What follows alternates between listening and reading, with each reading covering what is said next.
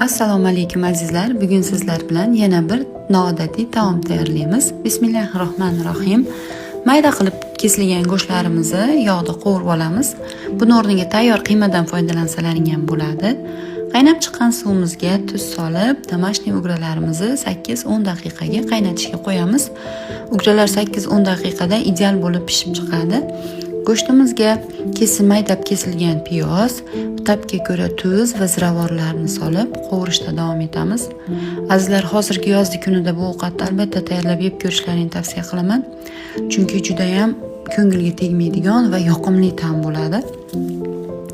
Qovurilgan go'sht va piyozimizga 100-150 ml miqdorida suv solamiz va 20 minut yarim soatga past olovga dimlab qo'yamiz.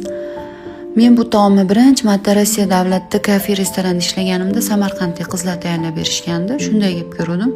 Shunaqa ham og'zimga yoqqan edi. Ta'mi juda ham yoqimli, ko'ngilga tegmaydigan, organizm tortadigan ta'm bo'lar ekan. Ugralarimiz pishib chiqdi. Tagini o'chirib olamizda, suzmaga mana shu ugrani o'zini suvidan solib, tayyor massa holatiga keltirib olamiz. Aytgancha qizlar, like bosib obuna bo'lish eslaringizdan chiqmasin, chunki oldinda sizlarni bundan-da bir-biridan qiziq va noodatiy taomlar retsepti kutyapti.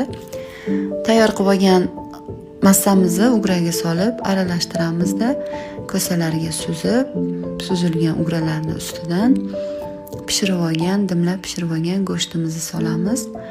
Judayam yana aytaman, judayam yoqimli taom bo'ladi.